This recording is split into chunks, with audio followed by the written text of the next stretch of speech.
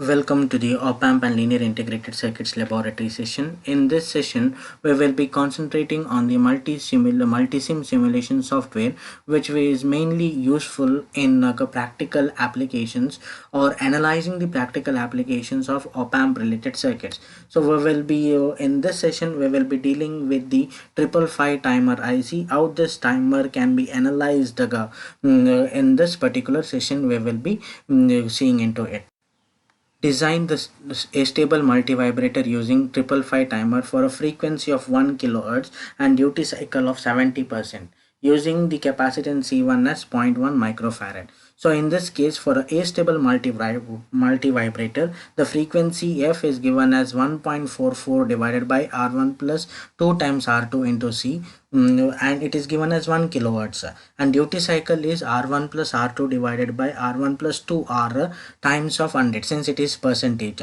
So we get two equations here in terms of R1 and R2, and solving these two expressions to obtain this values of R1 and R2, we get R1 as 5.76 kilo ohms and R2 as 4.32 kilo ohms. With these resistance and capacitance values, we will be drawing the circuit diagram for this 555 timer A-stable multivibrator circuit. We have designed the circuit, then we will be drawing the circuit diagram for the 555 A-stable multivibrator using the components what we have designed, and then after rigging up the circuit, then we will be observing the waveforms, the output waveform and the waveform across the capacitor. So here mainly we are going to observe the waveform across the capacitor, that is the A-stable mode. The capacitor gets charging and discharging. So we will be using the multi-sim simulation software to rig up the circuit.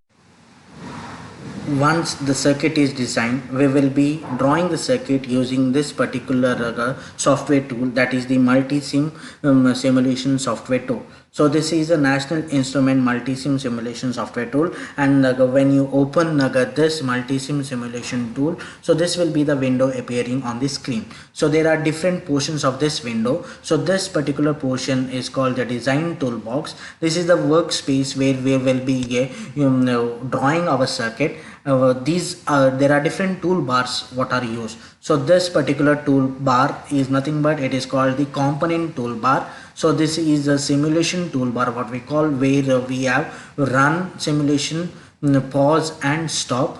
This is the instrument toolbar, so measurement and instrument what we say. So this is also the instrument toolbar. So this is a normal toolbar, what is standard toolbar or normal toolbar what is used. So these are the different toolbars used. So now we have to rig up the circuit in this particular workspace. Seeing the circuit diagram at this particular part here, so seeing into this, so this will be the circuit diagram what is employed. So in this circuit diagram, we are going to use a 555 timer IC, three resistors R1, R2 and R3. R1 is of 5.76 kilo ohms, R2 is of 4.32 kilo ohms and R3 is of 100 ohms. There are two capacitors, C1 of 0.1 microfarad and C2 of 0.01 microfarad, and a DC supply of 12 volt. So these components will be used for rigging up the circuit. So we will just bring the components into the workspace and then make a connections with this circuit. So in a faster mode, so we will go for the analog part, that is selecting the components. So in the groups, so we will just select the type the component here. So I will just type for 555 timer. So 555 timer rated we will be using at this particular part. I will just click OK onto this part and place it on the workspace. So one of the main element is obtained at this particular part. The next element what we have to obtain is we have to obtain the DC source. So for that I will go for sources under group, and under sources I will search for VCC. So VCC is nothing but it is the positive supply voltage. So I will just click it and drop it onto the workspace. And similarly I want a ground reference also, ground pin, so that also will be considered and placed at this particular part. The next important part what we required here is the basic elements. So going for basic, under the resistance part, so one resistance is of R1 is of 5.76 kilo ohms. So I will select it and just place it on the another resistance is of 4.32 kilo ohms. So just click it and place it on the workspace, and the another resistance is of 100 ohms. Just click OK and place it on the workspace. Then the capacitance we have to select. So for the capacitance, 0.1 microfarad is the capacitance C1 what is used, and C2 is used is 0.01 microfarad. So just selecting it and placing it onto the workspace again. And one of the LED component is required just for a practical case to observe the indication, output indication, whether output is high or low condition. So I will go for a green LED part. So in this particular case, so this is done. Once this is done, this window is not required for us. We can close this particular window. Now the main thing here is I have to make the voltage to 12 volt. So changing it to just double clicking on the VCC block, and this window will be appearing and changing the value of 12 volt. And when we move our cursor on the particular element, this particular symbol arises, that is a plus with a dark black color. So what we call it as a connection part, and just connecting it to this particular part.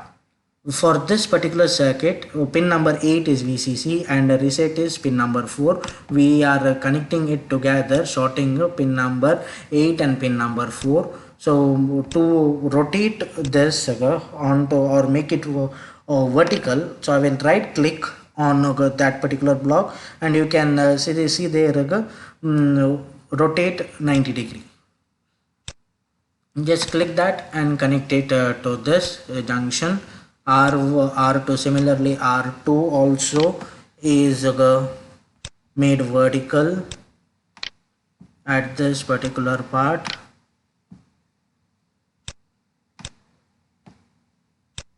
So just connecting this particular, so this also making it vertical, this also making it vertical. So at this particular part, connecting it to connecting this and this together. Pin number 7, that is the discharge pin, is connected between the junctions of R1 and R2. Pin number 6 and 2, that is the threshold and trigger pin, are connected between the junctions R2 and the capacitance. So this will be connected together. The pin number 5 is connected to the capacitance C2, that is to avoid any distortion available at that. Pin number 1 has to be grounded. So this R3 has to be connected to the output pin. So at this particular pin number 3, what is it, output? So this particular part, the connection.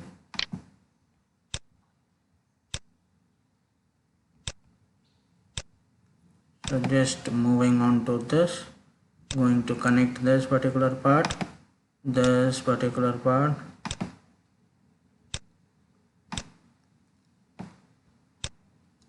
So with this part, the circuit diagram is complete. So once the circuit diagram is complete, we have to observe the waveforms. One is observed across the capacitance C1, another one is observed across the output pin, that is across the resistance R3. For that, I will get a oscilloscope. From so the right side of the window, we will use a Tektronix oscilloscope, which is nothing but it is a 4-channel oscilloscope.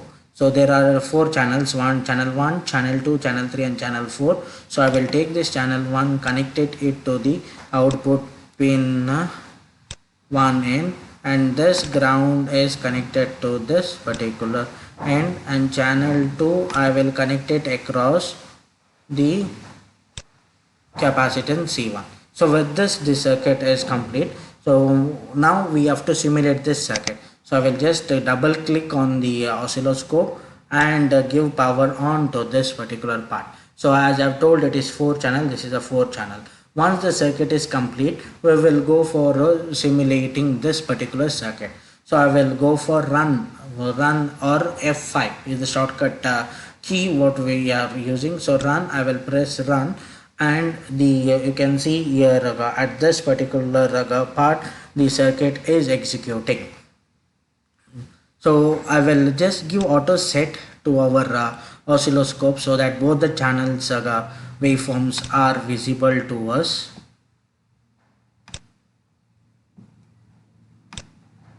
And using the normal adjustment of our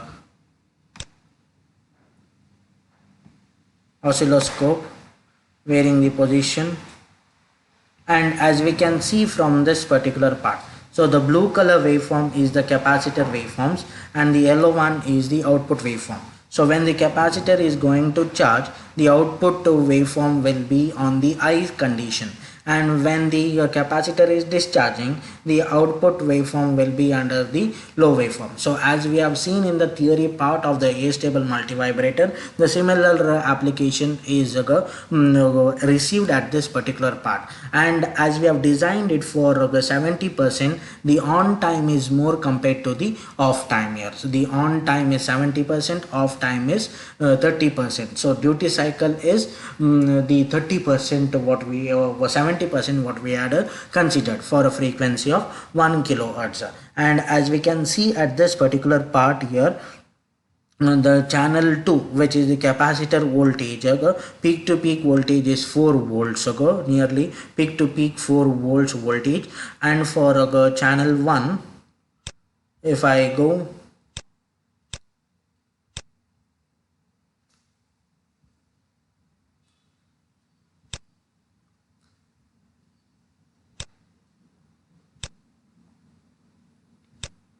so channel 2, the frequency is nearly 996, 95 or 96 hertz. So which is nearly equal to 1 kilohertz what we had designed. So that is the total time period what we can say. And just moving on to this particular part, so this is the time period 1 milliseconds. So frequency is 1 divided by 1 milliseconds what we get. The mean value or the average value is 0.02. The peak to peak value, the capacitor of the capacitor is 0.4 volts. 4 volts. If I go for channel 1, the peak to peak value is 12 volt. That is a plus value what we are considered. So peak to peak, it is from 0 to 12 volts what we can consider. So 12 volt, the cycle RMS is 5.2.